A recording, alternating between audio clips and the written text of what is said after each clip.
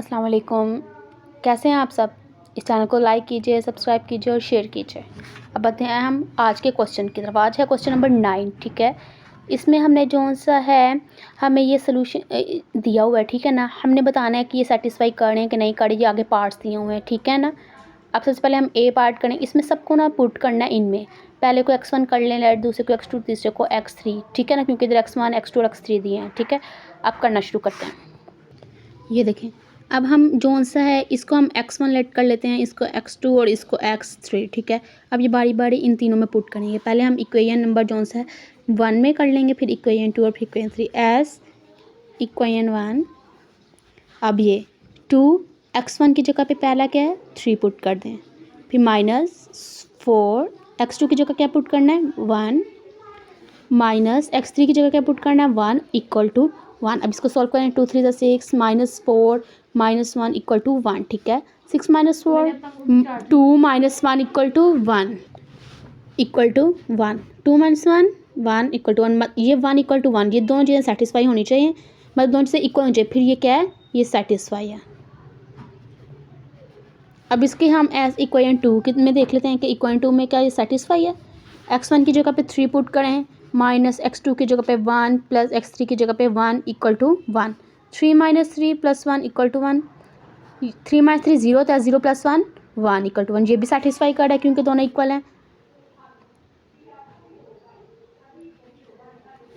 अब हम S equation 3 में देखते हैं कि क्या उसमें सेटिस्फाई कर रहा है।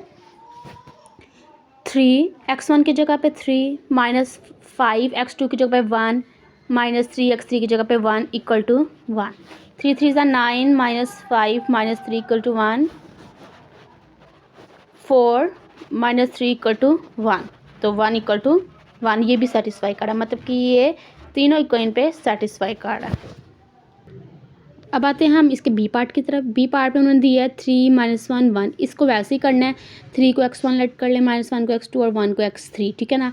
और उसी वाले जो सा क्वेश्चन में हमने जो सा इक्वेशन 1 2 3 करके पुट करना है। पहले इक्वेशन 1 में हमने पुट कर दिया तो ये आया 9 इक्वल टू 1, मतलब ये नोट इक्वल है, दोनों तरफ सेम होना चाहिए, ये सेटिस्फाई नहीं कर रहा। अगले में 7 नॉट इक्वल टू 1 है, मतलब ये नोट सेटिस्फाई है, ठीक है।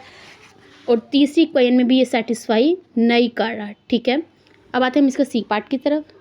सी पार्ट में भी सेम ऐसे है, इसमें भी सेटिस्फाई नहीं कर रहा, दूसरी कोइन में भी नहीं कर रहा और तीसरी में भी सेटिस्फाई नहीं कर रहा। अब डी पार्ट की तरफ आते हैं। डी पार्ट में ये सेटिस्फाई कर रहा है क्योंकि तीनों में जो है 1 = 1 आ रहा है, ठीक है। लेफ्ट हैंड साइड और राइट हैंड साइड इक्वल है, इसलिए ये सेटिस्फाई कर रहा है। अब ई पार्ट की तरफ आते हैं।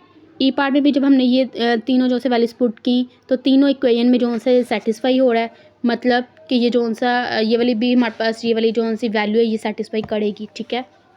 अब आते हैं हम क्वेश्चन 10 की तरफ। क्वेश्चन 10 में भी उन्होंने ऐसे दिया, बस जो से A B C D E part ये वैल्यूज चेंज कर दी हैं और इधर x1 x2 x3 नहीं, x और y और z में पुट करना है। इस तरह हम लेट कर लेंगे, पहली को x, दूसरी को y और तीसरी को z, ठीक है। अब बारी बारी इन तीनों इक्वेशन में इन सब पार्ट्स को जो सा देखते हैं कि सेटिस्फाई होता है कि नहीं होता। ये देखें, इसमें भी हमने जो सा पहली को x कर लिया, दूसरी को y लेट कर लिया, तीसरी को z। अब पहली इक्वेशन में जो हमने पुट किया ये आंसर आया। ये दोनों साइड्स का आंसर 3 होना चाहिए क्योंकि राइट हैंड साइड पे 3 है, 3 नहीं आया, इधर 1 आ गया, तो ये सेटिस्फाई नहीं कर रहा। दूसरी इक्वेशन में हमने किया, दूसरी इक्वेशन में सेटिस्फाई नहीं कर रहा क्योंकि दूसरी इक्वेशन में, फिर हमने इसकी तीसरी इक्वेशन में देखा, उधर भी सेटिस्फाई नहीं कर रहा। अब आते हैं हम इसके नेक्स्ट पार्ट की तरफ। नेक्स्ट पार्ट में भी एज इट इज़ ऐसा है, मतलब इनमें सेटिस्फाई कर रहे हैं, ठीक है। अब नेक्स्ट पार्ट की तरफ, सी पार्ट की तरफ। सी पार्ट में भी सेटिस्फाई नहीं कर रहा क्योंकि लेफ्ट हैंड साइड और राइट हैंड साइड इक्वल नहीं है। और डी पार्ट में सेटिस्फाई कर रहा है क्योंकि लेफ्ट हैंड साइड और राइट हैंड साइड तीनों इक्वेशन में इक्वल्स हैं। ये नेक्स्ट पार्ट है, इसमें भी ऐसे हमने किया, इसमें तीनों में सेटिस्फाई है, ठीक है। ये क्वेश्चन 8 9 और 10 ऐसा था, समझ आ गए।